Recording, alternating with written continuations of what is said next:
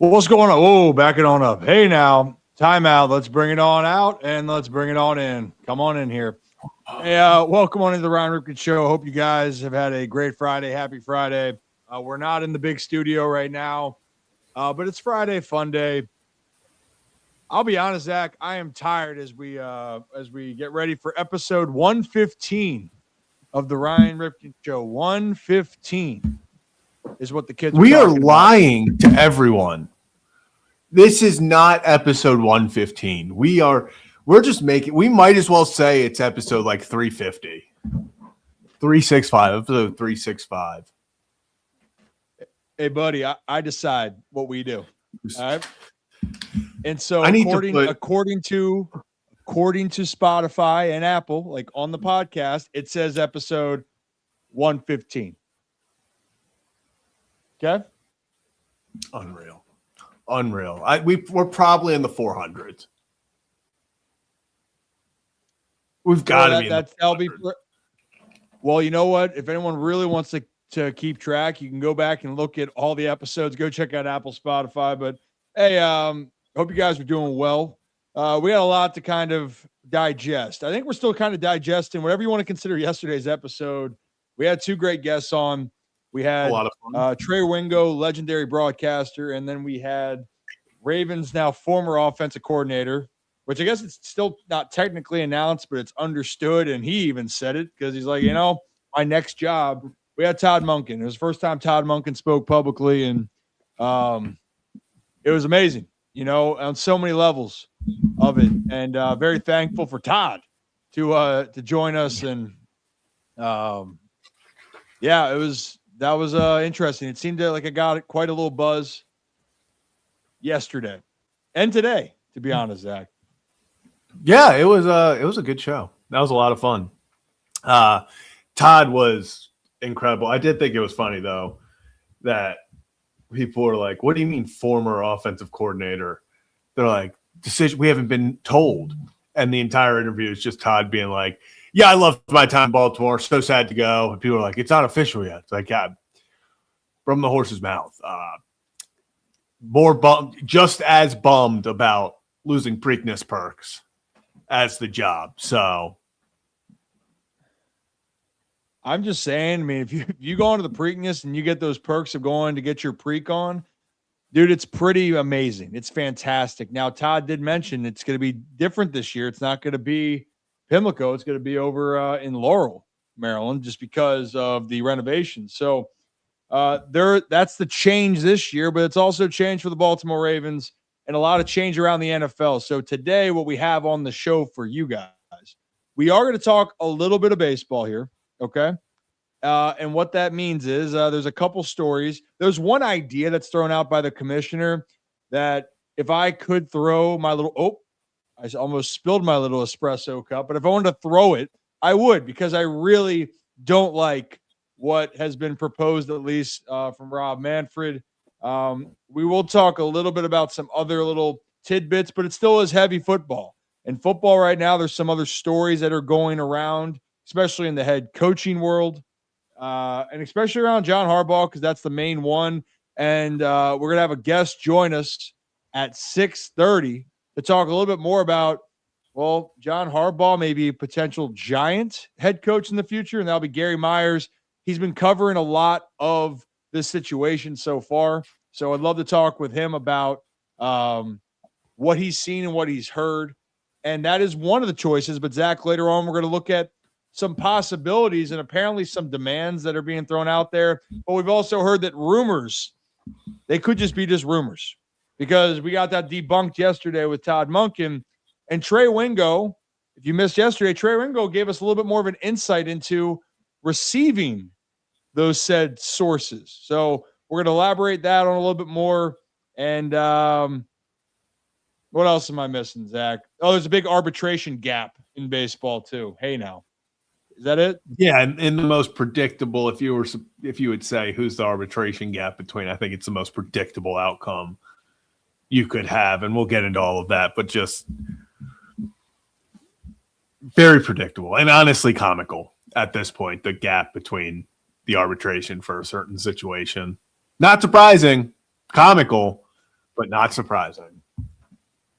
Not surprising. And last little thing here, if you're new to the channel, and we do have people new to the channel for all the interviews. Todd Monken interviews out, Trey Wingo interviews out. The live streams are all there.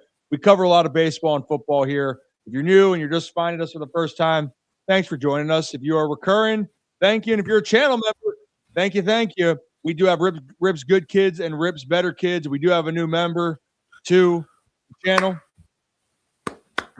Mind Body Light Sound 10. Sound.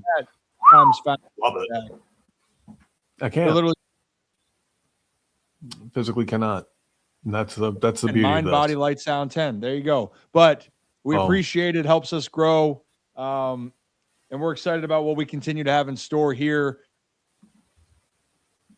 We are still trying to change up our content through 2026. And a little bit of a PSA. The live show will move to 3 p.m. starting next Monday here. So Monday coming up here to start next week, we are going to start the show 3 to 5 for the rest of the year. I got baseball work, but I also want to make sure we're giving you guys the content. So I can't wait. So starting January 12th, we are starting our show at 3 p.m., 3 to 5. And that's the way I like it. All right, where do we want to start, Zach? Do we want to start baseball? Want to start football? Should we start? What are you thinking? Let's start baseball because we're going to move into football, and I feel like football is going to be a big conversation just for a lot of things. But let's maybe start off with some football, or with some baseball. Sorry, let's start with some baseball. I know we're everywhere. It's Friday. It's 5:30. It's just we should have cracked one open. You know what? In the habit in the future, we got to crack one open for the culture. We got to crack one open. Happy Hour Friday. But overall, though, Zach, let's start baseball then. And also to start off the show, I want to shout out our friends over at Merrick Clubs.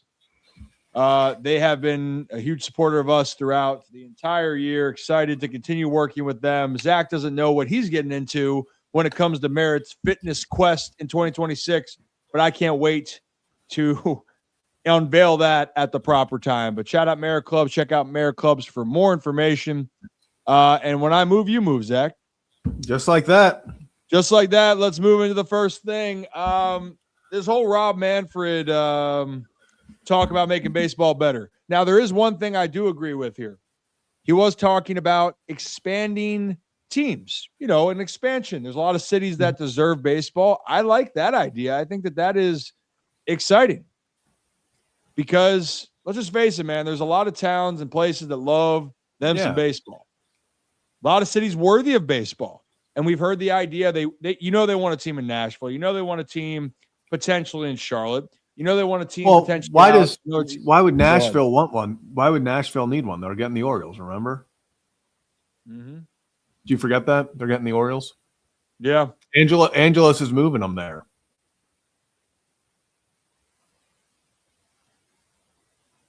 And moving a new team there now, allegedly. Yeah. He's moving. All 30 teams are being moved to Nashville, actually. But I do like expansion. Expansion's needed. Everyone else, and Zach, maybe you can think about it, but for anyone,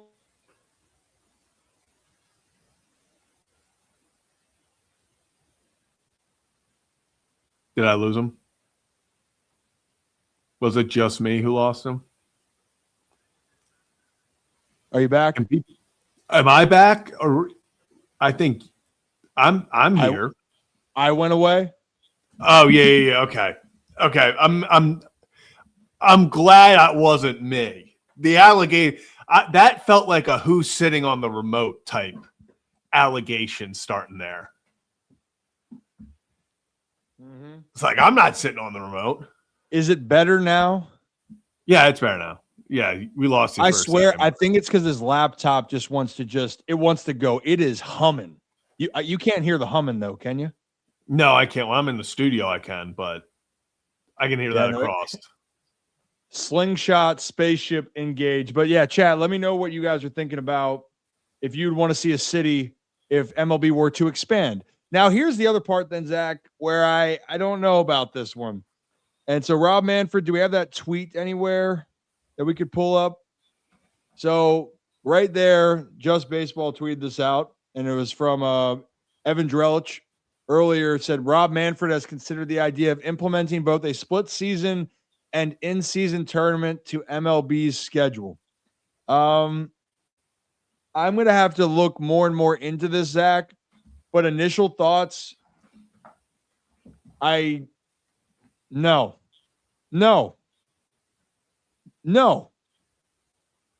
Did I say no a couple times? I don't like the reinvention of the wheel on already so many different things that are going to continue to change in baseball. And I guess for me, Zach, I don't know how other people feel with the NBA. I could give two shits about the NBA Cup. Mm-hmm. I feel like that would be the same in MLB. Like, it's exciting, but then it's not. You know, the only thing, like, do you have any more like elaboration onto this with this idea? It's just copy and paste from the NBA right now. I mean, the NBA in-season tournament is like a cool idea in, like, I think it adds something. Do I follow it? No. Do I think that the only people that really care about it are the bench players that get like double their salaries if their team wins and they split the money? You don't have to copy. You don't have to copy what the NBA does at every level, and I don't know why Manfred wants this. In-season tournament, if they want to sit there and say that some regular season games count towards this makeup tournament, fine, cool. It doesn't impact the schedule at all. Go for it. I'll probably, if the Orioles are doing well in it, I'll care. If they're not, I won't. Simple as that. That's like okay, what are we doing here? The split season. It works in minor league baseball because of how much movement occurs over the entire season from April till August till September. It makes sense to have a split season, meaning there's a first half champion and a second half champion. That's okay. I think that makes sense in the minor leagues because the roster you have in April, you might have 5 guys, 6 guys that are the same by the time you're in August, just because of trades, call-ups, send-downs, all of that. It's a new team. So you try to, let's restart the standings halfway through. That way, it gives you an opportunity. It keeps you in. You're not, trying to crawl out of a hole that a team that half the players aren't here anymore put you in. It makes sense. It's fun. It's minor league baseball. At the end of the day, it was cool when the Norfolk Tides won the AAA championship. I tweeted about it. No offense, did I think of it any time after that? Not really. Every once in a while, I see that Colton Cowser robbed home run. That's cool. But it works in minor league baseball because it's minor league baseball.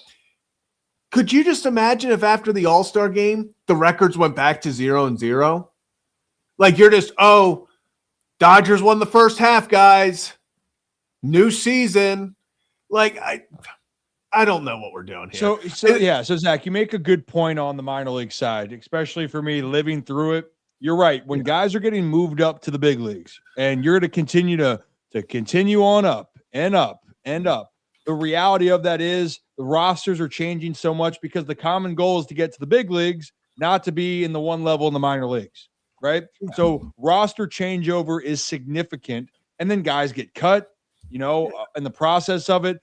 In the majors, it's one team. You're not going any higher. It's what you have, and that's everything that matters there. Now, I want to point out, in the minors, though, you're right.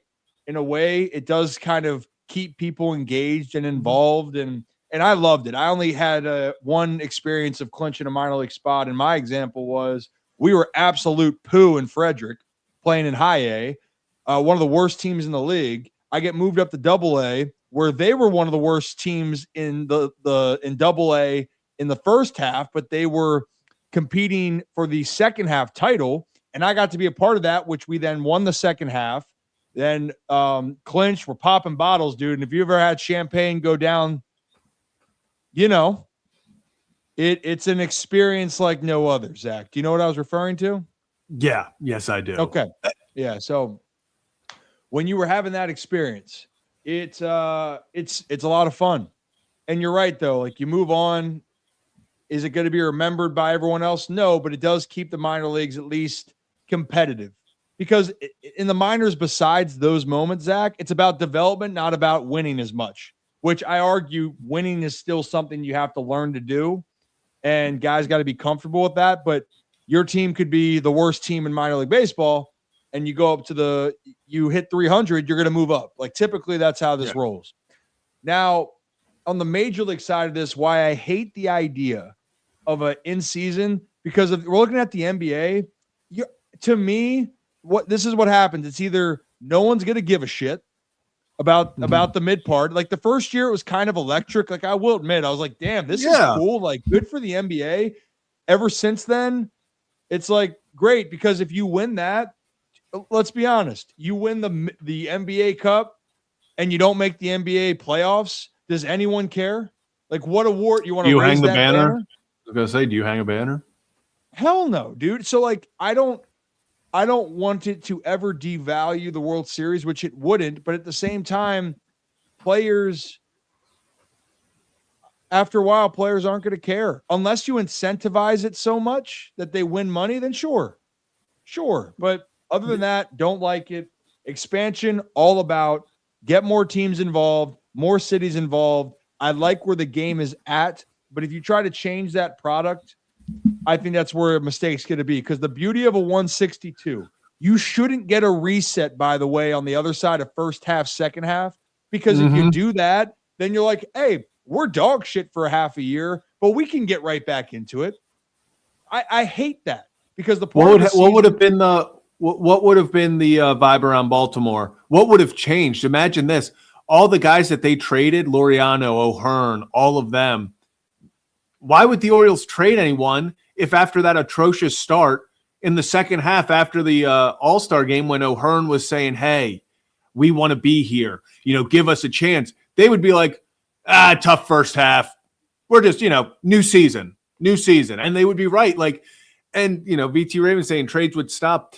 I think it would just add so much more to it, because now during the All-Star break, once you go back to 0-0, assuming that would be it, I don't know the exact details, does that become like a trade deadline where now every team is trying to like jam an off season into 3 days, 4 days? Or you all of a sudden, like, going into the All-Star break, you're like, hey, we need a first baseman for the second half because first base was our weakness in the first half. So now you're in the like, it would change so much about the game. Like, it would, imagine if in football, after the Ravens would have loved if the record went back to 0-0 after starting 1-5. Like, that would be ideal, but that's not how sports work. Like, that's like literally goes against why we're playing the games. It's like we talk about in college football with the, all the voters and stuff, and like the games have to matter. That's why Miami got in over Notre Dame, which they are proving people right, by the way. Like, everyone who wanted Miami out or Notre Dame in, they'll do better than Miami. I don't think so. The games have to matter. And if you are, because I think the way this would be is like, if you win stuff in the first half and then you win something like X amount of playoff spots can be claimed in the first half, then X amount can be claimed in the second half. And then when are we playing the World Series? What are we like? So are we saying the first half, like the Orioles are 18 games under 500 in the first half? Are you saying that the Orioles should just pack it up for the first half? It's like, hey, get everyone healthy. Make sure, hey, we're tossing the towel. We're calling up prospects for the rest of the first half because we want to make sure everyone's ready for the second half. I hate it. I hate it. So point being, it's a big, it's a big hell no. No, like that part. You know what I also love with sports, Zach? Like this is the part where if you put in season, so you mentioned the trades, you mentioned all how you could set things or restart, and you could do the pros are everyone's back in it. But you know what? If you have a bad horseshit start, you don't deserve to be in it down the stretch. You got to work your way out of it. That's what also makes sports so damn great is that through so much misery, if you have a great comeback story, that's what people write about. It changes it. I go back to the Washington Nationals being 19-31 in 2019. Right there, their backs against the wall. What makes their journey so much more special is because of that. And for the Orioles, I'll be honest, last year looking at them, they don't deserve a free pass to get back into it. Now, if they change the rules and they did it that way, then sure, but I'd hate it. I don't like it because the Orioles in that case, it's being rewarded of clean slate. No. You got to come out of the gate early and you got to come out of the gate well and stay afloat. The whole season needs to matter, not just one part of it. So I digress. It's just sugar, man. It gets me fired. You know what? I was trying to relax on a Friday, man, and it's just 2029 can't come soon enough. I don't like it. 2029 can't come soon enough. I don't like it. You know what? I'm just going to say it. I have never sided with an athlete as much as I've sided with Bryce Harper in this Bryce Harper, Rob Manfred beef. We need to start the hashtag Bryce was right. Like, get out of the locker room. What the hell are we talking about?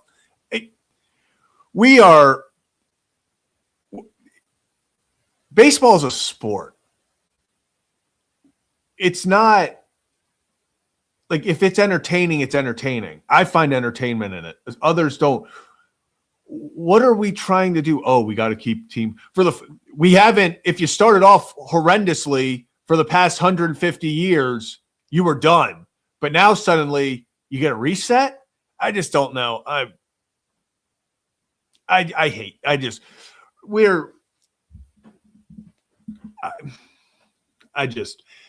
What are we doing? What are we doing? We are trying to find a fix to a problem. We're trying to find a solution to a problem that doesn't exist. People get bored of baseball midway through. People get bored of basketball midway through. Football's the only one because there are only 16 games. Like, just dumb. It's dumb. It's dumb. It is. I hate it. I hate it so much we need to move on because I'm only going to get mad. I'm already pissed, actually. Because at the end of the day, baseball had such a booming year to close this out. They did. They had a great year. You just had the best World Series in years. It was electric. People are firing on all cylinders. You're going, hey, run this back. Don't try to overthink it. Don't. Do the damn thing. Fans are going to keep enjoying it because the playoff setup that you have and the way you have it structured, it works. You want to talk about changing the amount of games? I still don't agree with it, but shortening the schedule is the only thing that you can consider in this. Everything else is a load of horseshit. Zach, what do we have next? Speaking of a load of horseshit, arbitration has come and gone, and some players agreed to deals to avoid arbitration, and some players did not.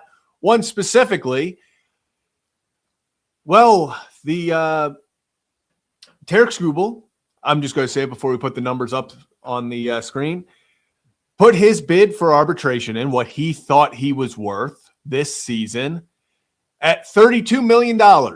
That was he and his people sat down. They sent that offer of, hey, $32 million for the best pitcher in baseball. I don't think that's arguable. You know, maybe if you want to put Skeens in there, Yamamoto in the playoffs. But Tarek Skubal, Mr. Dominance, the $32 million is what he put. And the Tigers sent in their offer of $19 million. $13 million off is by far the largest in salary arbitration history and sets up for a fascinating hearing in February. I would love to be the judge on this one because I would be like, to be honest, Detroit, 32 is kind of a steal for Tarek. So if you want us to give the real value of like 35, 40, we can do that. $19 million. Can Detroit stop slapping their star players in the face? I've been just ignoring the curls, but can Detroit stop just insulting their players? So, this is the part of arbitration. You wonder why players get so pissed off. And this is the part of business, which is a great part to explain to all fans out there. When the CBAs come around or business gets out there and people want to look at why players get pissed off or why teams feel certain ways, it's because when you look at how guys are being valued, right? Mm-hmm. And this is why there's such a big gap, because the arbitration period, Zach, for anyone that doesn't understand, but I know you get it. You know what you do? You value what you think you're worth, and the team values what they think you're worth. And you sit there and you go, you know what? This just feels weird, because you know who that pissed off initially? And it started to the decision of, all right, we're going to end up trading this guy because we're not going to re-sign him. He didn't like it, and he was very open about it. It's Corbin Burns. Corbin Burns talked about it after. He's like, yeah, I didn't like that. I didn't like that at all. And I don't blame guys, man. It's such a weird thing. But if you were to tell me right now on this, if as a bystander from the outside, what Scooble's value is, and we're looking at this free agent market, I would have to say I'm going to go more on the side of what Scooble is. If Ranger, okay, let's put it this way. Dylan Cease got $30 million a year. Is Scooble's value less than that a year? If Cease is getting $30 million, that's what I'm saying. Scooble's getting 35. But I know the arbitration numbers are different, right? They don't give out 1-year deals as much, and he should break the bank here. But this is the problem with the system, and this is why the CBA is just pissing people off, is because of why they have to continue to redo CBAs is because of this. It's the exact reason, Zach. So, woof woof, man. I think, but I also want to do that to explain this doesn't going to stop the Tigers from extending Scooble, but how this plays out and what happens is going to be very interesting to see how Scooble feels the Tigers value him moving forward. Ryan, I'm going to say this, and I'm going to be open about it. The Dodgers are not ruining baseball. This is the crap that ruins baseball. It's just, and I get it. It's part of the game. It's all of that. Arbitration is a dance that everyone has to do. It just is so, because they countered with $19 million. And I get it. That's, I know it's the largest arbitration number for a pitcher. If Tarek Skubal told you he wants 32, the lowest you should have countered was 25, 26. There was a way to go about it without it just being an absolute slap in the face to your star player. And they didn't do it. They just plain and simple. It just $19 million, $13 million in difference. That's just the Tigers. Detroit sports. This is Detroit sports in a nutshell. And this is why he's gone. There's no way. There's no way. I don't think I think he could still stay. I do. I'm not really worried about that part right now. Right meow. But how this I'm not saying trade this offseason. I think he gets dealt at the deadline. Yeah. I just don't think Detroit can pay him. I genuinely think he's going to get $500+ million. And I just don't think Detroit, with the situation they're in financially, meaning just how much they are willing to spend, I don't know if they can spend $500 on one player, $500 million on one player. Though, would you spend $500 million, half a bill on a pitcher in today's economy? I don't know. I know one team that would. Very well. And you know what? All of it will be deferred at that same point. But that'll be interesting to see. That's going to unfold. It's one of the many situations that's got to unfold here. Maybe why doesn't someone sign somewhere? It would be really neat if someone would sign, but there's so many players that are still free agents here on the 9th. But you know who did avoid arbitration? Zach Bollinger. Who's that? Gavin Sheets. According to some people. But you know what? I should probably text him because I said, you know what, dude? I'm a little offended. But I think he did avoid arbitration. So Good for Gav. good for Gav. Go Padres. He didn't. He kind of called me out for the pitchers videos, and I said, "Buddy, Yeah, I saw that. just wait until somebody signs." Because the crazy thing is, Zach, the only images or any footage on pitchers is facing Gavin Sheets. There's no other footage to go off of. So it should be really good. We'll have some great breakdowns there, and maybe he's hit some home runs. You know, Maybe he struck we'll out a lot. find out. We'll have to find out. Well, if you are new to the channel, hit that like and subscribe button. Ron Ripken Show. We're live Monday through Friday, changing to 3 to 5 starting next week as we get into our 2026. We do cover a lot of baseball and football here. There's been a lot of football conversations, but we don't want to neglect the baseball talk. So, and we do have a lot of great guests overall for the show. We had Todd Monk and Trey Wingo yesterday. Who do we have tonight? I was going to say who do we have tomorrow, but it's tonight. We have Gary Myers, who's been following the situation closely with John Harbaugh, especially with the Giants. So we're going to get to that and a whole lot more. And we'll talk some foosball here in just a second. But to help us maybe talk some foosball, or just to talk a little bit about, I'm really curious what he's going to talk to us about.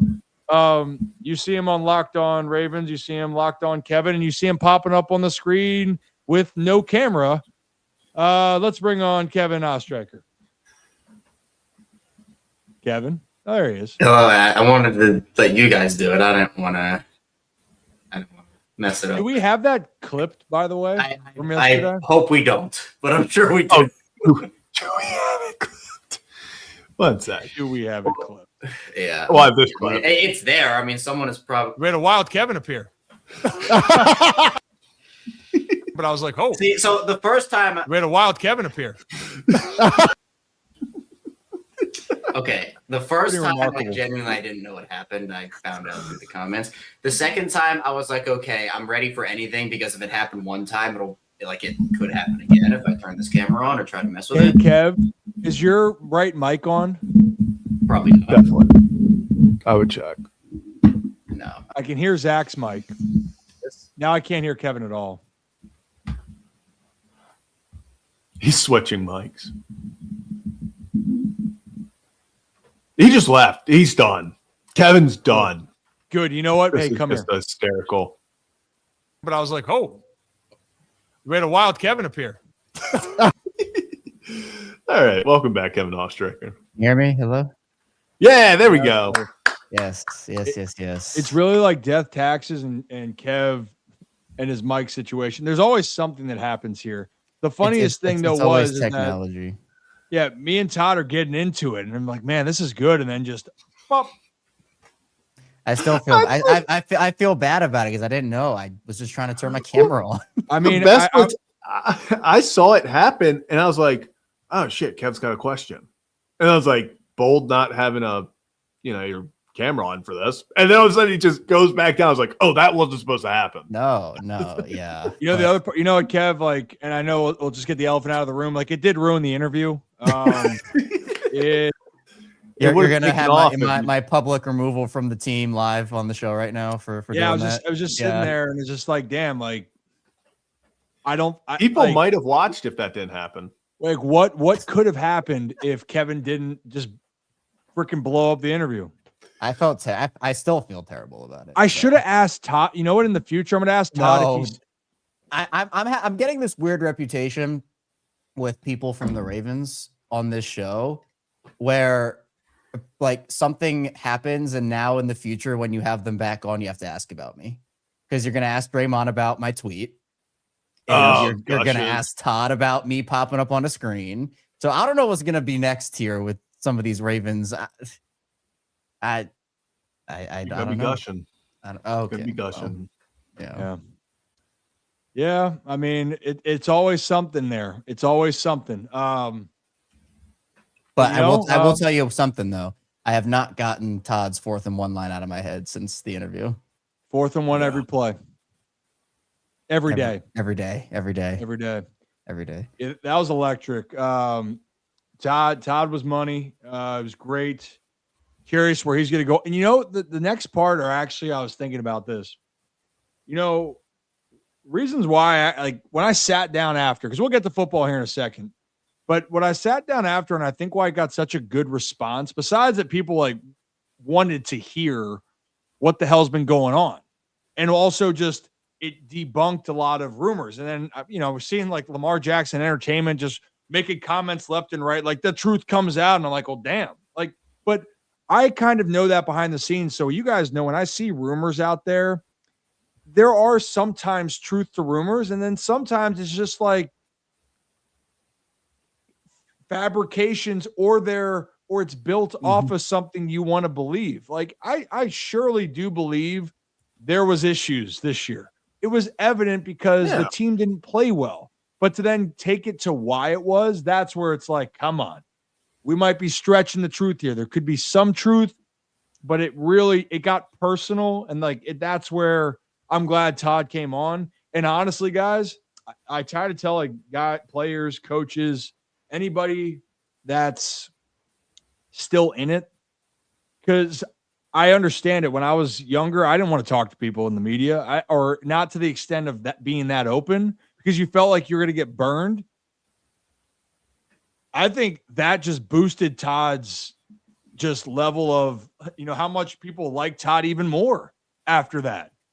I don't think there was a negative thing I've seen said about Todd. If it was like, hey, I don't like him, or hey, you need to go, but I really respect that man. Man, I'm going to miss that dude. Am I off with that, or did you guys feel the same way? I mean, I'll go for it. I will say last night I got into the zone of I was just name searching Todd Monken on Twitter and stuff for a little bit. And it is so funny, just the tweets about people just randomly, like not even tweeting like clips of the interview or stuff, but just like Todd gained so much respect for Todd Monken today. Or people like, holy crap, like Todd Monken's a dog. Like that's my guy. It just, that interview, there was nothing fake about Todd Monken. Nothing. And someone brought it up and I loved it. Talk about accountability. Talking about the DUI he got all way back when. So many people, if they got something like that, they try to hide it. You don't talk about it. For him to just bring that up and be like, hey, you want to talk about accountability? Like, here's something where I had to stand up and be like, hey, this is on me. Like, this is my fault, and take accountability for stuff. Todd was just unbelievable. Just for 40 minutes. And it's what people don't really know about, kind of the behind the scenes stuff, pull the curtain back a little bit. So many times we get interviews or guys come on and it's like, we'll be like, hey, 10, 15 minutes. And they're like, yeah, 10 minutes. Like, yeah, I got to be out in 15. Todd was like, if we would have been like, hey, Todd, you're good with this being 8 hours, right? He would have been like, let's go. Like, we'll go. He was awesome. He was incredible. 40 minutes. So can I give you guys my run through yesterday before how my day kind of started? So I'm doing work at as we just signed the partnership with AutoStream. So I was over off Roland Avenue over there, and hey, shout out AutoStream Car Care Center. Hey, how you doing? But we were going through some material, just some fun content, right? And so I got a call from the other Ryan, and I'm like, dude, I like, all right, I'm gonna put this down. I see like 4 messages. I'm like, okay, if he's quadruple texting me, it's got to be somewhat time sensitive. So then I look at it, and it's like he goes, hey, Monken's in. I'm like, oh, great. Like, for what? And he said for the show tonight. I emailed him because I didn't see the email earlier, and I guess I wasn't on the email back. He just replied, and the message said, I'm good for as long as you want me. And so I go, oh, sugar. Like, people say like, hey, I'm good, but you always want to be respectful. But like he meant what he said. I honestly, yeah, I think we could have done another hour then on just the Preakness and horse racing. I think we could have done an hour on college stories, dude. There's some college stories I heard about Monk that I wish that maybe I got to have him on next time and just dive into that. I don't know if you guys remember Charlie Batch at the Super Bowl talked about Monken was, I think, the coach when he was there. Yeah. I want to talk to him about the Sun Belt, just me personally, because I know other people are SEC guys and everything. I like the mid majors. I want to talk to him about the high fives in the booth, man. I mean, Yes. those are electric. Kevin, that's the one. I actually got a text about that because it's Really? year 3. Yeah, they were like, "Why didn't we bring that up?" Year 3, and we're still high fiving a fist bump. Hey, let the dude. He's in his bag. Todd Monken saying the line. Yeah, he's in his bag. I was like, this is incredible. Yeah, and no, actually, you know what? I want to ask about the play sheet in the pants. That's the every week it became like a thing. Like people were on play sheet watch. But I mean, that's the thing about Todd is like he's so unapologetically himself, and what people respected about him, when he went to the podium every single time, it was that accountability. Whereas like, a lot of times in the NFL and just within sports, you just see a lot of coach speak. It's like, yeah, we can be better next time. And, we know we're a good team and really proud of the guys and all that. But like, it's rare that you get a coach every single week that goes up there and just says, you know what, we were bad here, or we really need to do this. And it starts with me. And a lot of those answers, he would say, hey, this is what happened, but it starts with me. And that was what he was over the course of the interview too, of just like taking accountability and peeling behind the curtain and all of that. I think is when Zach, you talk about like people gain a lot of respect for Todd. Like I saw that same stuff too. And, the fact that he was able to come on here in a very it's a sensitive time right now in Baltimore for all these guys, I'm sure it's not easy to go through that. And, him being so much like, hey man, I do this, I do it again tomorrow. Like, he seems to still have a lot of love and respect for the organization. I mean, he was in his office. I mean, he was still doing it. Was still in the building. Yeah. It looked like there, as he was saying. So I think to me, it was just a really cool way to kind of pull back the curtain and kind of get into the mind of a guy who's a very bright football mind. But I mean, how often do you have a coordinator or a coach who's going through a transition like that come on days after and get so real with you and so honest with you? I mean, I can't even remember a time like this. Genuinely might be one of the first times ever something like and this. not try to push an agenda. No, it wasn't like he came on bitter. It's one. And that was the exact part, is that we were kind of sitting there wondering, I'm like, is he going to go like scorched earth? Because when you hear reporting now, I really didn't think he would. But what I loved is, and this is why I actually think it was great for Baltimore, and it's great for anyone that wants to listen. And this is why I try to tell you guys, sometimes people want to come out and air dirty laundry and they want to make it about them. Todd didn't come on to make it about him at all. He made it about like, hey, this is what happened. We had problems, but it wasn't. That's the storylines that you want to exist aren't what they were. But the thing is, what I'm saying, like why it clears things up, there's still a cloud over Baltimore. Why? Because they don't have a head coach. They don't have an offensive coordinator, and they don't have a defensive coordinator. They are changing things up here for the first time in 18 years with a head coach specifically, right? So in this case, you're sitting there and going, that makes me feel anxious. But are there organizational issues? Are there real issues? And what Todd did is clear up, no, there's not. We suck this year to our standards. But I got love for everyone in there, and I want to see them do well. So for me, it's like the Ravens are going to be okay. Now they got to go out and pick a good head coach and hire well and go out and win games. But it's not other places where it's literally been disastrous year in and year out. So I thought that not only did Todd raise up for anyone having doubts about Baltimore, but I think he just raised up the idea and showed and proved to people, if you're open and honest, the media is not going to kill you. But if you start talking about crap, then that's where it gets in trouble. And I just think that I would love to see more guys do that. I don't think everyone's going to have the stones that Todd has to do that. But I think what happened was it made people love Todd. And I'll tell you what, man, I'd be shocked if he doesn't have a job, because I almost think in some cases, if anyone had any doubts outside and they saw that, you would want that guy. Yeah. You would want that guy in your locker room. So we could go circling around Well, this. and I just yeah. Can I say one quick thing? So when I did, because obviously I talked about this on Locked On Ravens today, because it was the biggest story in national sports, and of course I gave the shout outs. Don't worry, guys, don't worry. I gave the shout outs.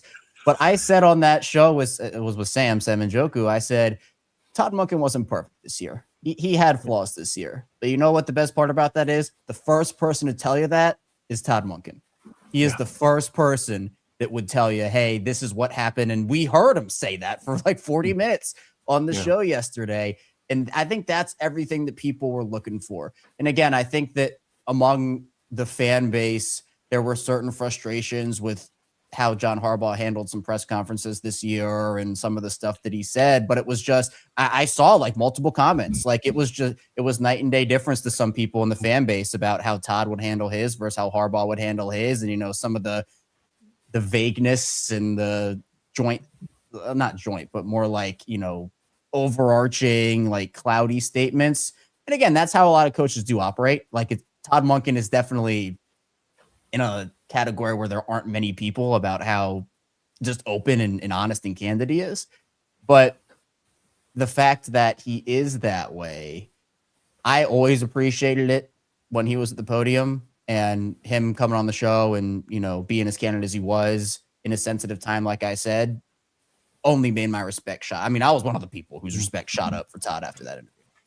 Yeah, and the last thing I'll say with that too, because everyone being like specifically, when you make it too critical specifically to certain people, that's where you got to, when I've realized, that's where it gets murky. I know a lot of people, when you're going to go, the offensive line, how could you throw that out? It's not all on Todd. Of course, he's the offensive coordinator, but also if you want to really create problems and also things you don't do as a team, you don't shit on specific people. Like you don't. You talk about it openly, and it was talked about. It was talked about the struggles that they had as a unit. It was, but it's also ironic in general with a lot of those same guys. They were really damn good in 2024, and they were really damn good in 2023. And so the part of it all was it just didn't work out. But everyone wants to make it more a battle, and it's not that every single time.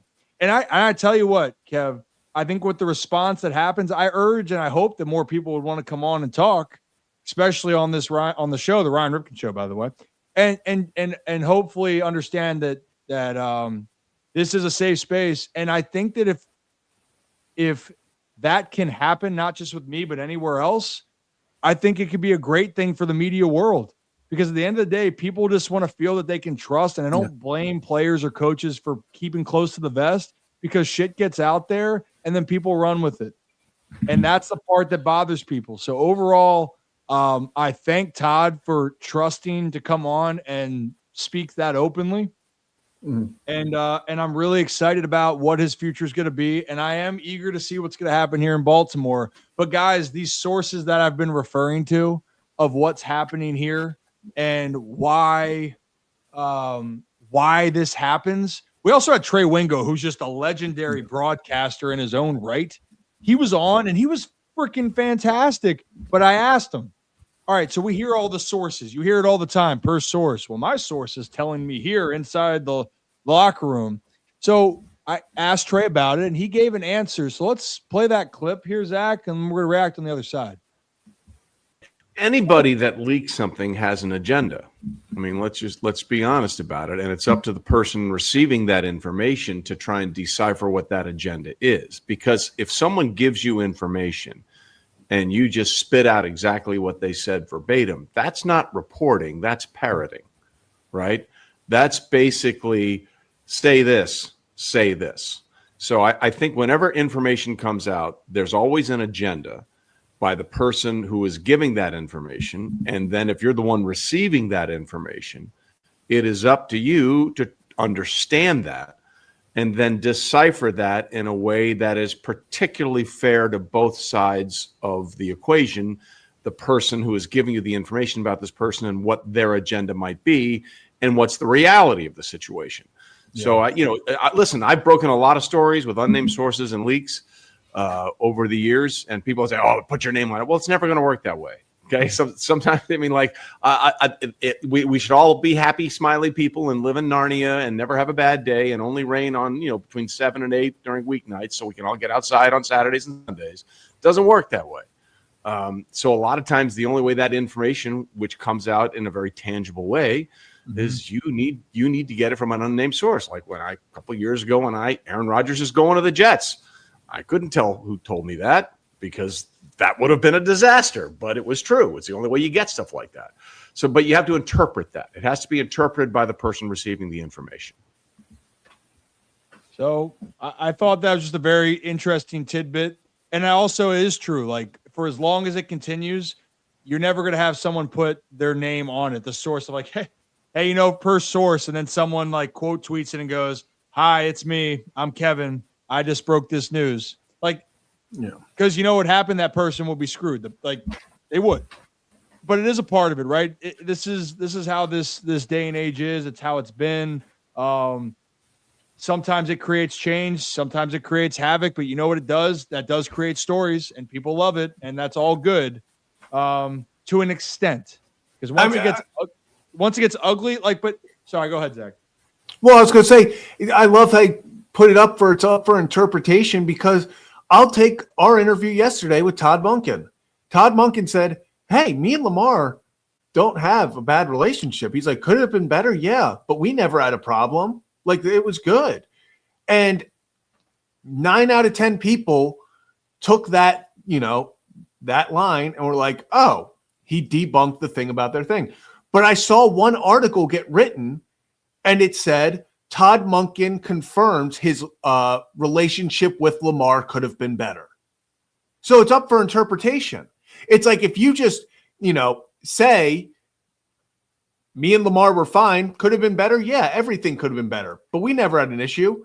That's one way. That's taking and going with it, being like, this is that. But if your source tells you that and one person decides, oh, so they're saying it could have been better, and that's what they run with, well, that might not have been what the source was really trying to tell you, but that's how you interpreted it. And I think that's kind of what Trey was talking about, where it's all about, when you get this information, how you interpret it and put it out there. You can take anything verbatim and, it's just copycat. But I think that's how these leaks get out of hand, because there's always some truth to it.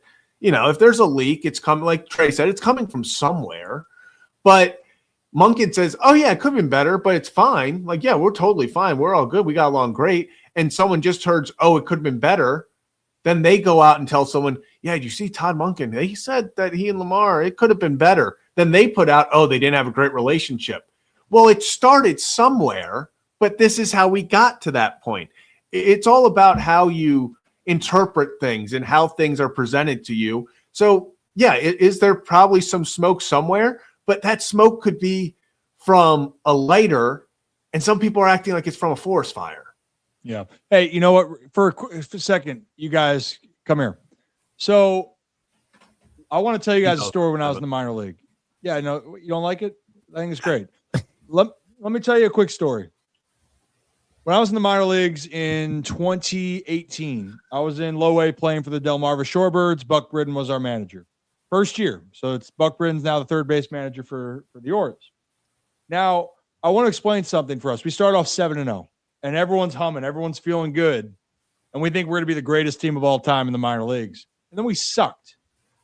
And then we had the reset in the middle of the season, Zach, that we just talked about. And guess what? Off to a good start. And then we sucked again. And during this whole period of time, I was going through some personal things in my own life, right? There's a lot of things outside of the game that were really hard. And I'm also trying to have success. My hitting coach at the time, his name Bobby Rose. And Bobby and he was going through personal things as well. And he actually had a terrible hip, but we were playing bad and we both had personal things going on and things got tense. And I'm sitting there, and sometimes if you looked at it from the outside, you could think, well, this is bad. And that's just with me, right? Flash forward the next year, he's my hitting coach in Frederick. And I can tell you what, he's one of the biggest reasons why I got back on track and got promoted. He was a great resource to me. And I think that's what happens here in sports. I think people get caught in moments where some people might be frustrated, some people might get tense, but it's not because it's a bad relationship. It could be for a lot of different circumstances. And that to me is my example. I live that. And when you're on teams, and this is in the minors, we're talking about in the NFL with one of the best teams in the whole damn league with some of the best talent, Super Bowl favorites, contenders, all eyes are on you to win. So if this is happening where I was, no doubt you're having tense moments in there. And that's what Todd was talking about. If people aren't getting the ball, they're going to be upset. Does it mean that you hate each other? Absolutely not. So I think it's a good point. And sources, you have to take your information for what it is. And you're right, Zach, it can be thrown around left and right. But to this next point, because we have Gary Myers coming on in 10 minutes. He's been really following the John Harbaugh situation, especially with the Giants. But Zach, with sources, there are some reports about where John Harbaugh could go. Now, the Giants will save it for Gary, but there's this story coming out, Zach, of, well, wait a minute, what about Cleveland? Kev, what about Cleveland staying in the division? You would be an icon, a legend if you go there and win. Well, according to sources, I guess this was in ESPN Cleveland radio, John Harbaugh could have interest, but he has these demands, according to these sources. So, Zach, can we play that clip real quick? League insider who speculates on what he's heard about Harbaugh's prerequisites to even be interested in your job. Okay. $20 million a year. Not a problem. Not a problem. $10 million assistant coach budget. Not a problem. Okay. Total authority over the roster. And also would like to select his own guy to lean on, personnel guy. Okay, so would he be making the draft picks? Like, you're going to ask this guy? That kind of makes me feel uneasy. Does he want more say over the roster than what he had in Baltimore? Yes. Ooh. Which would be a total change in the structure here. I think there are 4 definite candidates for Harbaugh to end up with. Cleveland now is, I think, 4th. Okay. Miami, the Giants, and Atlanta. So, according to some sources, the speculation, these are the demands, Kev, of what John Harbaugh could want.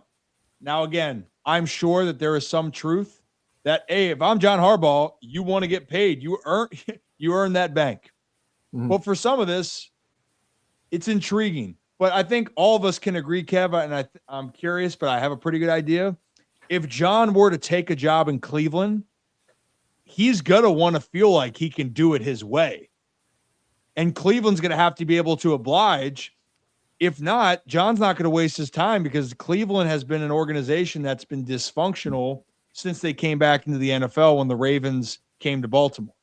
Yeah, there's been a lot of speculation about Harbaugh, and the whole salary stuff. That's kind of just like that's not the big part of the story here. It's, to me, obviously the control over the roster, and John Harbaugh clearly has favorites and clearly has guys that he likes, and we know that John Harbaugh doghouse is very real too.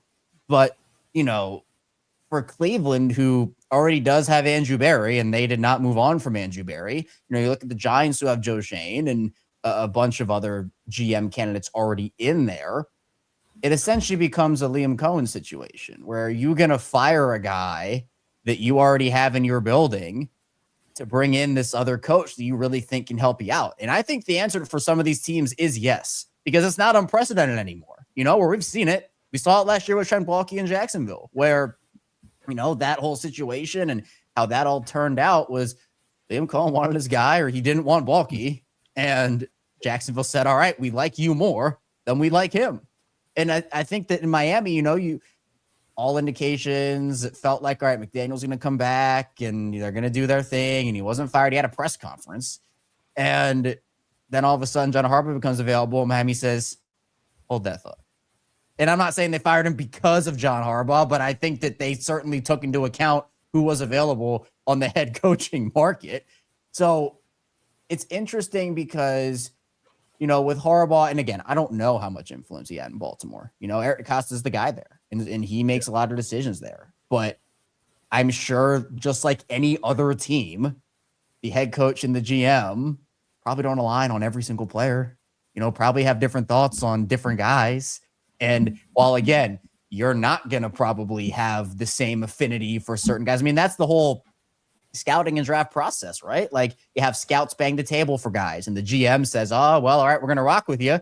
Or, no, I'm going to make my own decision. So everybody has different feelings. But for John Harbaugh, if the reports are true, and again, there's so many different things out there about how he thought he was going to be able to run it back with his current staff, and Steve Bisciotti was You actually like, just no. can you confirm the reports right now, Kevin? Can I Just confirm? I don't know. Did you just confirm for everyone? Right? No, I did just not. Put on No, I record didn't. that you're Man, I've broken Yeah. news twice in my life, and I'm done with it. So no, I'm not breaking news right here. But if those reports are true, if they are true, then it doesn't shock me that Harbaugh would want control. Now, I don't know if a team would or would not give him that, but you're essentially hiring him for a coach GM role in that case. And that would probably demand a $15-20 million per year salary. So it's interesting for sure.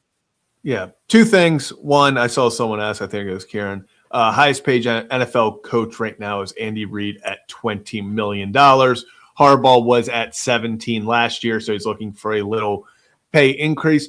But I want to ask you guys this. Are we sure these are John Harbaugh's requirements for him to be interested in a team? Or are these John Harbaugh's requirements to be interested in Cleveland? Because you look at their setup with Barry, like there's not been a lot of success. Is this, hey, I want control over the roster, I want control over this? Is he saying that? And I'll even say it's probably going to go for the Giants, because I don't know if you can really, they kind of saved it with Dart and Scattaboo, but the Giants have had their mistakes for sure. I just personally, I think it's going to be, if he trusts the front office that he's with, I think it's going to be less control. I think he trusted Eric DeCosta. I don't think he wanted full reins of the roster in Baltimore because he trusted EDC. That was his guy. If you're going to Cleveland and I'm John Harbaugh, I'm probably going to say, I'll come here, but I need a pay raise. I need $10 million so I can bring in my staff because I want the guys. You know, I'm not just going on a budget here to put this together. John Harbaugh saying, these are my prerequisites if I'm coming to save your franchise. If maybe you got something like Miami, now the whole Tua thing and all of that, but they've got some things to work with. I don't know if that's for every team or if that's hey, if you want me to come to Cleveland, you're going to have to give me the promise or the deal that, hey, I got to have say over this roster. I don't think John's drafting anyone, but I don't think it's going to be John Harbaugh in the war room. He's at the head of the table. Everyone else is there. And, Andrew Barry is on the side and he's like, John's like, this is my draft. I don't think it's that. But I think he's going to be someone who, when he looks at the roster, he looks at free agents, he looks at other guys, he wants to bring in his guys. I think at the end of the day, we talked about this. It's in baseball, it's in basketball, football, anything, life, business, take it across any corporation.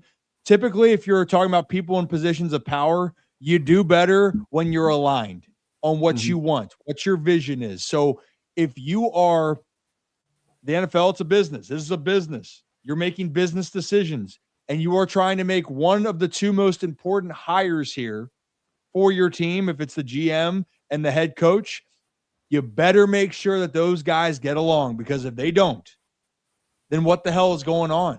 What are you trying to do? And I think for John, that's the big part here, is who does he want to be aligned with? And the owner's got to make that decision on how does he see fit. And I think that that's the part where, like Cleveland, That's a part that you're looking at right there. Would John feel aligned and feel comfortable going to Cleveland, who historically has had a lot of shit going on consistently? Giants, I know the last decades now has been a little bit murky, but before that, who are they aligned with? Well, at least on the head coach quarterback side, they had Coughlin and Eli Manning, won 2 Super Bowls. Mm-hmm. Their alignment, even from the front office down, was very solid. So I think that's where I'm curious to see it all go. And I'm really curious when our guest comes on here, Gary Myers, because he's had the pulse. And guys, if you've been looking on X, he's been really reading in to the John Harbaugh situation here, because people are wondering, outside of the Giants or the Browns, where does he go? What else are the options here? Raiders, I think, Zach, you mentioned it earlier. That'd be a 3. Like, you have to make sure that you're okay with a full rebuild, and that's a hell no. That's a hell to the no. Unless John Harbaugh is sitting there and he is obsessed with Fernando Mendoza. That is the only way, is if he genuinely sits there and he thinks that Fernando Mendoza is the guy that he can take under his wing for the next 10 years, and he's going to bank on that. Raiders makes no sense. Yep. Unless he goes there and part of his I want full control over the roster is sending Max Crosby to Baltimore as a parting gift. That would be cool. Then let's stamp it and get it done. Sign and trade for Daniel Falele. There you go. Oh, good. Good thinking, Kev. Good thinking, Kev. We'll add that in. Yeah. Write that down. Write that down. You know, the teams to win now, right? Like at this exact moment, I think the Giants can turn it around pretty quickly. I think the Atlanta Falcons can turn it around just because you have arguably a top 5 wide receiver and running back in Bijan Robinson and Drake London. Quarterback situation's murky, but they got talent on the defensive side. But the Giants are very intriguing. And I also, one thing that I have been trying to hammer home is that we might not be done with the firings. You know, there are a couple of teams that could lose on wildcard weekend that might say, hey, you know what? This isn't good enough. Much like Baltimore said, this is not good enough. And I don't think John Harbaugh would go to Pittsburgh if they fired Mike Tomlin. I don't even want to, I feel icky for just putting that in the air. It's gross, but you say icky? Yeah, I did. You know, I feel gross for saying icky too. Does that keep the streak alive? Of what? If Harbaugh and Tomlin swap, it keeps the streak of like Ravens, Steelers, Harbaugh, Tomlin going technically. I think people would probably track both, but I mean, technically, I guess so. But has that ever happened before? There's no way. Not to that level, I don't think. Yeah, I was going to say not to like in division level. Maybe, you know. Not to the level of like hated rivals, like same year. I mean, I don't think so. But like, it's not just Pittsburgh either. Were you going to say something about Pittsburgh, Zach? Well, yeah, I was going to say real fast, like, I don't see that happen, but it could happen on a lesser level. Let's just put it out there because it is a real possibility right now. I'm going to say Stefanski and if Harbaugh goes to Cleveland, Stefanski comes to Baltimore. That'd be crazy. Yeah. Which, again, yes, the Ravens did interview him. I know you guys probably talked about that already, but it's not just Pittsburgh in the playoffs. Like, I know that Packers fans are a little uneasy about LaFleur. I don't think LaFleur gets fired personally, but I know some Packers fans would love it. Come on interview for Baltimore. But the one that's my hot take, and this is my hot take, is that to me it's Buffalo. If Buffalo loses, that fan base, much like in Baltimore and in Pittsburgh, is very impatient with Sean McDermott right now. And this is an opportunity for Josh Allen. Although that defense has not been good this year, have some questions with the pass catching weapons a little bit. But this is a playoffs with no Patrick Mahomes, no Lamar Jackson, and no Joe Burrow. So, you know, there are a lot of good young teams that are up and coming, but there are a lot of those teams are unknowns. And so I think with what we've talked about, there is no favorite in the AFC right now. Anybody could come out of that conference. And I think the Bills have a good shot too. But if this is a one and done, because I think Jacksonville's a heck of a team, does Buffalo move on from McDermott? So there are all those possibilities. There's a lot to talk about with it. And I'm sure this situation it might take a little while to develop fully. Probably will, just like everything. It's you want an answer right, meow, but that's not going to happen here, Kevin. But we are going to have continued conversations because some teams are going to have to make decisions. And John Harbaugh specifically is going to have to identify who he would want to possibly be employed by. And he's going to have multiple choices. But our next guest is going to join us here in a second. I think has a very good pulse on that so far. And I'm very intrigued because it does involve the one team that John's been linked to so far, probably arguably the most in this process. But before we do that here and we head back into the rest of our guests in the stream, let's talk about the other stream real quickly. Zach, can we pull up AutoStream Car Care Center real quickly? Yep. Hit the wrong button. So now it's going to be a little more delayed. Over under 3 seconds. And Gary, when this is done, give me a thumbs up when you're ready to rock and roll. Boom. There we go. All right. So right there, our friends over at AutoStream Car Care Center, we just partnered with them for 2026. I can't say that's the best photo of me, but you know what? The hair actually looks worse there. But this is a good deal to start off. $50 off when you mention Ryan Ripken at any of the 10 locations. You can't combine the offers, but $50 off any service. And we have a lot more coming with AutoStream Car Care Center. So appreciate them. So from one stream, now let's come back to this stream, Zach. And Gary, give me a thumbs up when you're ready to rock and roll. Boom. All right. So you probably have seen some activity around X. And the reason why I thought Gary could be an excellent person to talk to, well, guess what? He's got a great pulse on the New York Giants. And if you guys are looking back, he has a book specifically on the Giants called Once a Giant. So if we want to talk to someone about the New York Giants, John Harbaugh is the perfect time to do it. Ladies and gentlemen, let's bring on Gary Myers. Gary, you there? I am here, Ryan. How you doing tonight? I'm doing great. How are you doing? I'm doing terrific. Thanks. So got to start with a couple things. And maybe for those that don't know with you, you have quite a connection to the Giants here. Do you mind elaborating on before we get into some questions around a former head coach here in Baltimore? You're talking about Brian Billick? Yes, that's the one that we're talking about. Okay.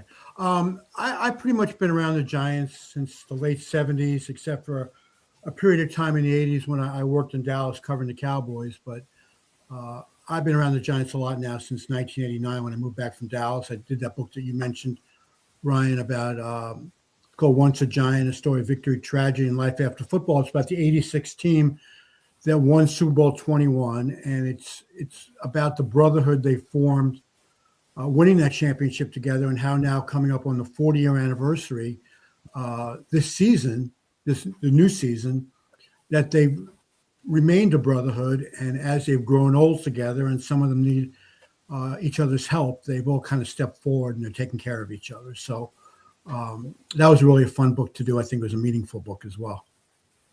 Well, that's fantastic. And it's a lot of storylines, and the Giants are a historic franchise in general here, and they are now trying to add, just like in Baltimore, it's a new chapter, a new era. But the Giants, at least in this case, compared to Baltimore, it's been a rough road here for a little bit, and they're looking for some stability. Now, you have been reporting quite a bit about the interest the New York Giants have in John Harbaugh, and I've seen the tweets. Could you fill us in a little bit more on what you're hearing as it comes to the interest level and how things could heat up here? Because it does seem like there is the mutual interest for John Harbaugh to be the next coach of the New York Football Giants. Yeah, I mean, the Giants have shown a tremendous amount of interest, staying in constant communication with John's representatives and, just waiting now to get their in-person meeting with him. I know they're going to start scheduling the meetings on Monday. Doesn't mean the first meeting is going to be Monday. They're going to start making a schedule of all the teams that would like to meet with him. I don't know if they're all going to come to Baltimore or John's going to make the trips to the individual cities, but he's probably going to have his choice on where he wants to go for the most part. Now, I'm prejudiced. I spent most of my life in New York, and there's something to be said for winning a championship in New York, and especially with such a historic franchise that it's been, down. Their last Super Bowl was the year before the Ravens won their second Super Bowl.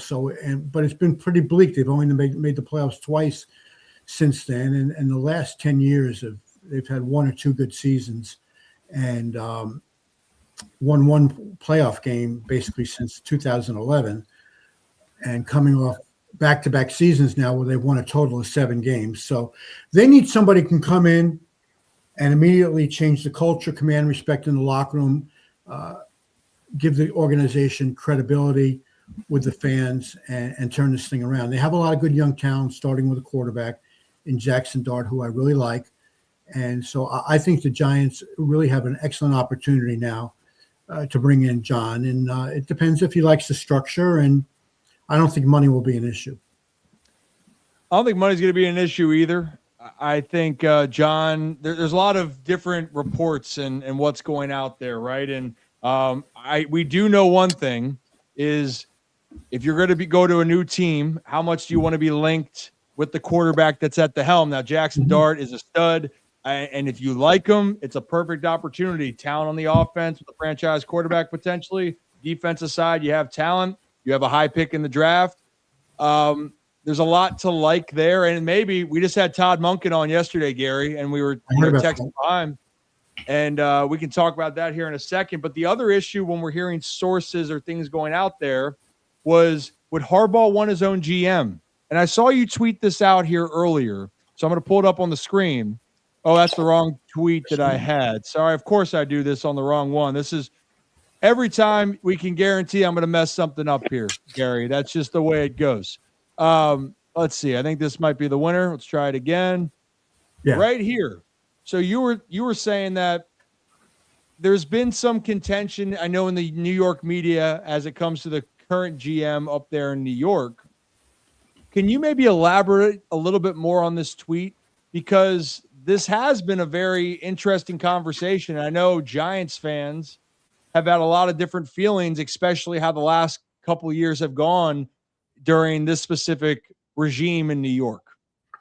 Yeah, I mean, I would say it's safe to say that Joe Schoen is not the most popular guy in Giants Nation, if you want to call him that. He's whiffed on a lot of high draft picks.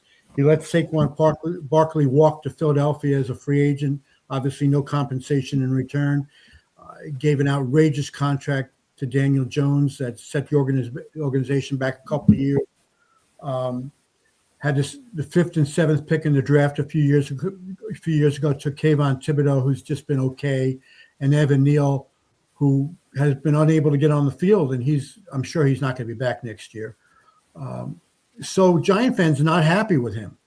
And when Brian Daboll got fired a couple months ago, they decided to keep Schoen and put him in charge of organizing the information on a coaching search. And a lot of people took that to mean that over the last couple of months, Schoen would just present to John Mara and Steve Tisch, the two owners, a list of potential coaches. And then depending on how the season played out, Schoen himself could get fired. I never looked at it like that because that's not the Giants' way of doing things. They weren't going to have Schoen do all this work and then the day after the season said, thanks, hand over your, manila folders and, leave your key to the washroom with the front desk. They don't do it like that. So I'm not surprised that Schoen is still here. Now, if John Harbaugh comes in and meets with them and said, listen, I'd love to have this job, but I want my own GM, or Schoen can stay, but I want to have more control over personnel, all that can potentially happen. But that's an unknown at this point. And I've seen so many people reporting that John refuses to work with Joe Schoen. If the Giants don't fire Schoen, they got no chance of getting him. I can tell you for certain, to this point, that conversation has not taken place with Harbaugh and the people closest to him. And it certainly hasn't taken place with the Giants because he hasn't spoken to the Giants yet. And his agent has not told that to the Giants. So people are surmising that because Shane's record is not so good and his public image is horrible among Giant fans, that no coach of John's stature is going to want to work with him. And that's just not true. It may wind up being true, but as we're sitting here right now, it's not true. And he did pick a quarterback in the draft. Now, I know Jackson Dart was Abel's guy, but that trade wouldn't have gotten made if Schoen didn't want to do it. And Schoen has said, that Dart was his guy too. I'm not sure exactly what the truth is on that one, but you know, when you make a good pick, everybody wants to lay claim to it, and when you bomb on a pick, oh, it was the other guy's fault. You know, so I'd say they both wanted him, and Shane pulled the trigger on it, but wouldn't have done it unless Dable really wanted him. And they do have some good young players here, but again, you know, somebody of John Harbaugh's stature might, if he has 3 or 4 opportunities, might be in a position to leverage and get who he wants and get the structure around him the way he wants it. I don't know Harbaugh to be that kind of guy that's going to walk in and want people to get fired without even knowing them.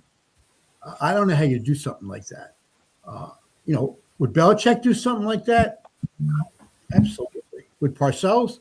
Yeah. I don't know if John is that kind of guy. Yeah, John has a great reputation through all of, you know, the football world. And it's been documented. And obviously we mentioned that you authored Once a Giant, also authored Brady versus Belichick, the Dynasty Debate. So you're very well versed in this whole conversation. You've seen a lot of football throughout the years, and different coaches have different styles. Mm-hmm. But at least in John Harbaugh's case, I think he's very open-minded, but he's going to want to do things at least the way he thinks he can to have success. But Kevin, I think you had a follow-up question. Yeah, I do. Gary, I'm curious because obviously John Harbaugh's the hottest head coaching candidate on the market. A lot of teams are lining up to potentially just even have a chance to get his services. But I'm curious if you have any information on it, or if you don't, I'm just curious to hear your opinion in general on specifically for the Giants, the why factor here. For any of these teams, the why factor. You know, is this for New York in specific? Do they trust his ability to lead men? Do they trust his ability to work with Jackson Dart and develop him? You know, do they trust the culture he built in Baltimore? If he does have, you know, roster control somewhere or some say over the roster, do they trust his ability there?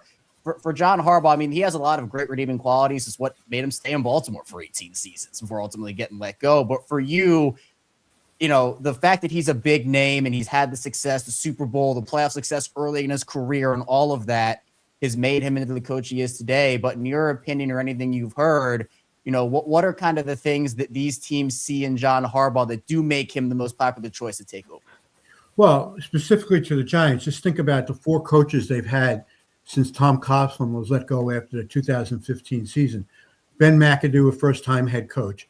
Pat Shurmur, who was 9-23 in 2 years in Cleveland. Somehow they felt he would do better with the Giants. You know what his record was in 2 years with the Giants? 9-23. Very consistent coach. Stays 2 years, 9-23, gets fired.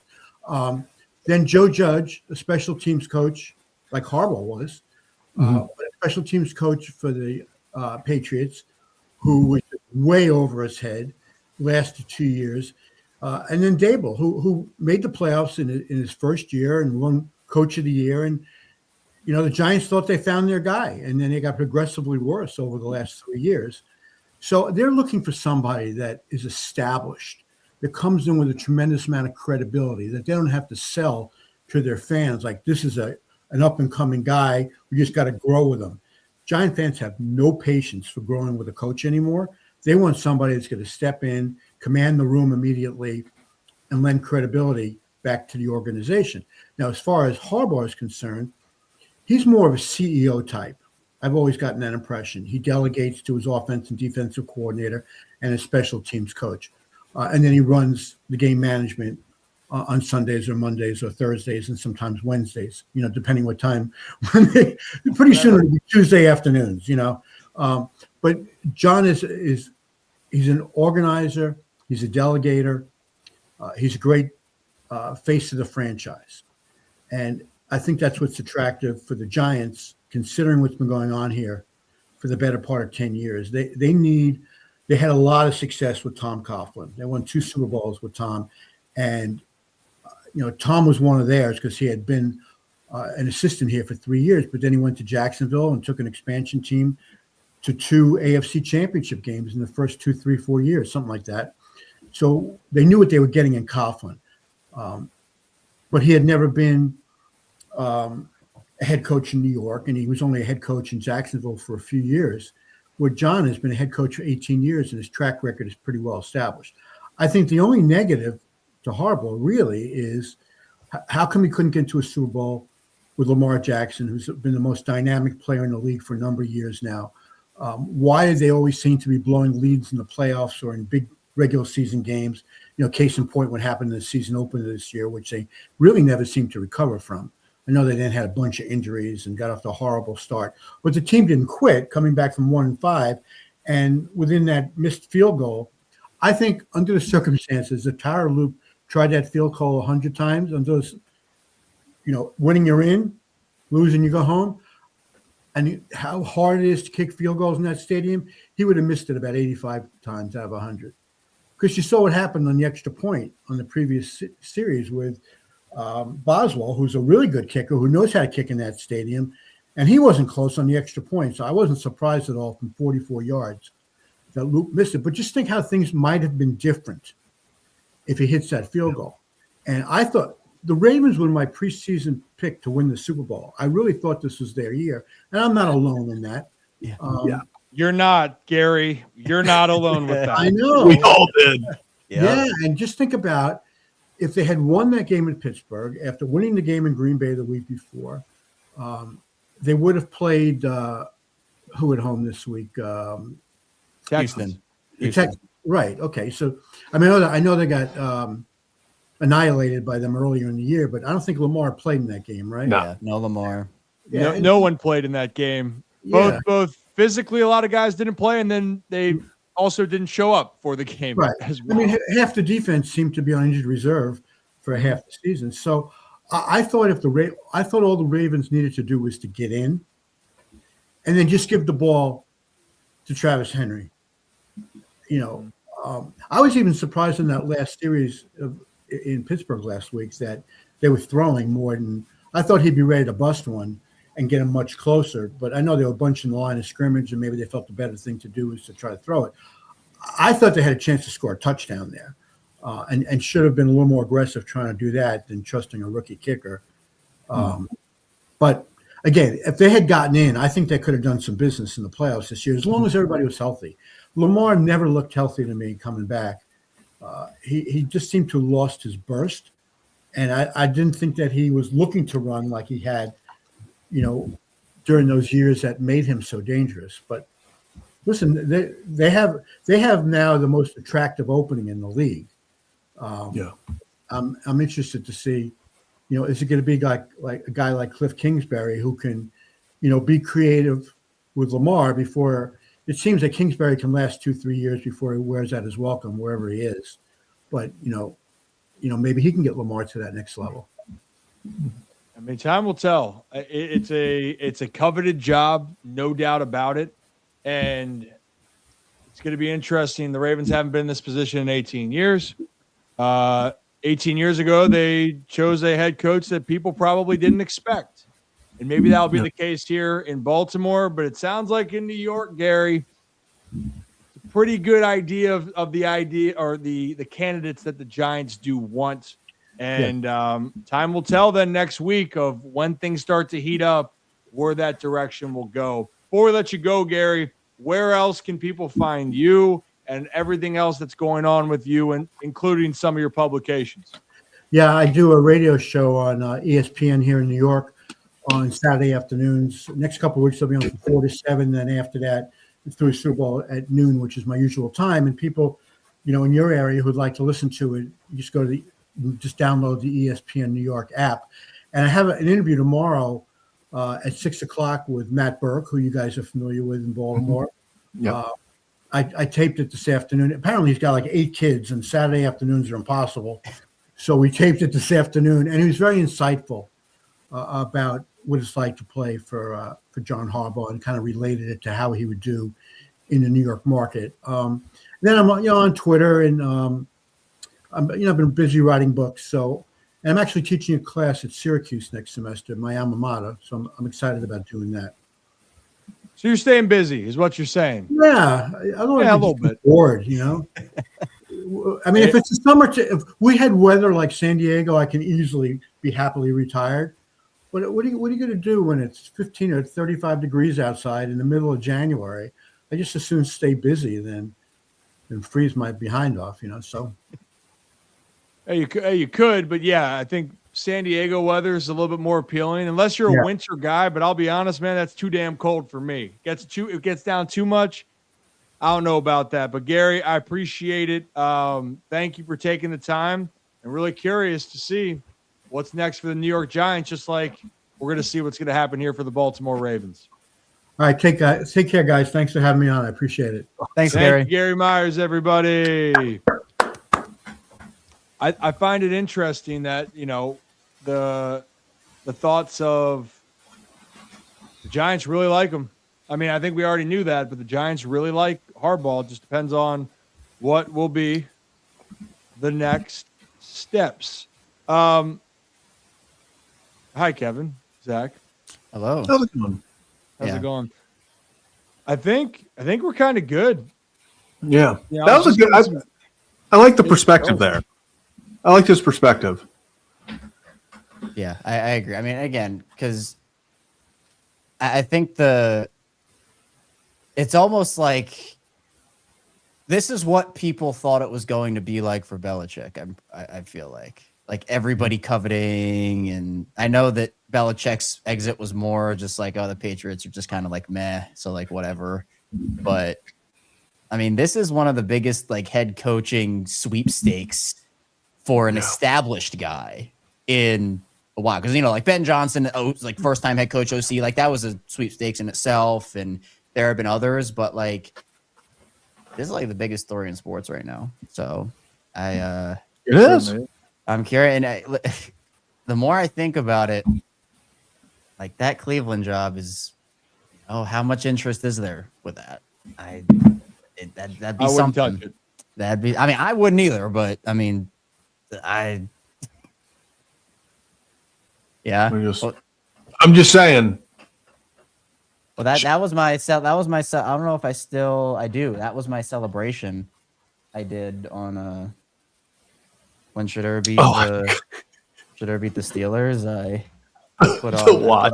put on my glasses and I did the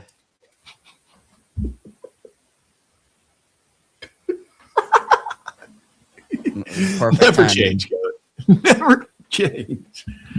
So maybe this will just be John Harbaugh with the glasses and the watch and Shedeur Sanders. My hot take is still Buffalo, though. That's my hot take. Yeah. Because if Buffalo loses in the first round, I think at least Bean is getting fired. And you might have to if you want Harbaugh. Yeah. Time will tell. And Baltimore does go to Buffalo next season. Is there a more obvious week one matchup if Harbaugh goes to Buffalo? Oh no, not that. That would be it. That would be. That's Monday night That's Monday Night Football. Actually, no. That's probably. Although I don't think they could just run it back. Just have it Sunday night again.